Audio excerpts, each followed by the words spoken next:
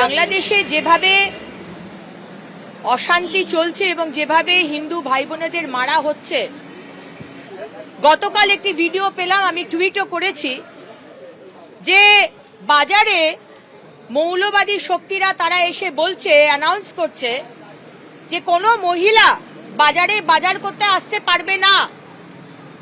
তারা যদি আসে তাহলে তাদেরকে বলে দেওয়া হবে যে তারা এখানে অ্যালাউড নয়। এ কোন বাংলাদেশ? এই বাংলাদেশের জন্য ভারতবর্ষের 17,000 সৈনিক তারা প্রাণ দিয়েছিল মুক্তিযুদ্ধের সময়। বাংলাদেশ সম্পূর্ণভাবে তালিবানি যে মানসিকতা, সেই মানসিকতা এবং ইসলামিক স্টেট বানানোর দিকে মোহাম্মদ ইউনূস সরকারকে মৌলবাদীরা তারা ওই দিকেই নিয়ে যাচ্ছেন এবং আমরা এর তীব্র নিন্দা করি, তীব্র প্রতিবাদ করি। এবার কি আফগানিস্তানের পথে হাঁটতে চলেছে বাংলাদেশ? এবার কি তালিবানিদের ছায়া বাংলাদেশে? এই প্রশ্ন উঠছে, তার কারণ এমনই ফতোয়া জারি করা হচ্ছে সেখানে।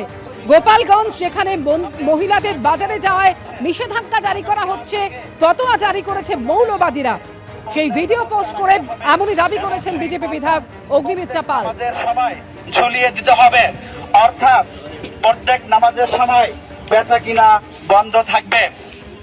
দোকানদার ভাইদের দৃষ্টি আকর্ষণ করা যাচ্ছে, আগামীকাল থেকে এই মার্কেট এলাকায় কোনো মহিলা প্রবেশ করবে না।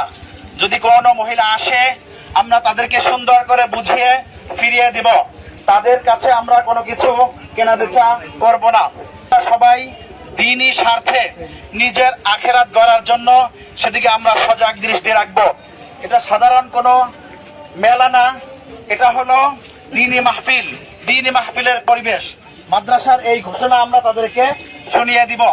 এটা হলো একটি দ্বীনি পরিবেশ, দ্বীনি মাহফিল।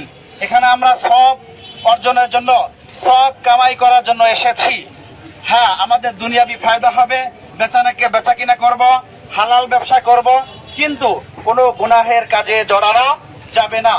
অর্থাৎ ভারত বিদ্বেষের, হিন্দু নিপীড়নের একেবারে চূড়ান্ত ছবি প্রকাশ্যে আসছে।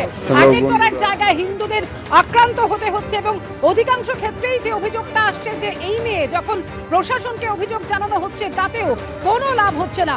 একের পর এক জায়গায় মৌলবাদীদের তাণ্ডব, হিন্দুদের মন্দির ভাঙচুর করা হয়েছে।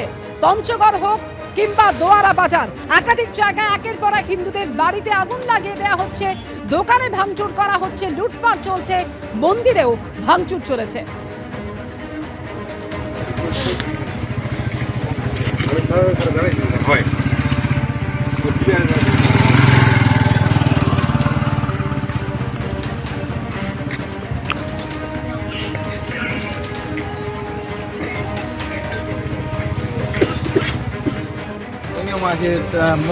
হ্যালো বন্ধুরা,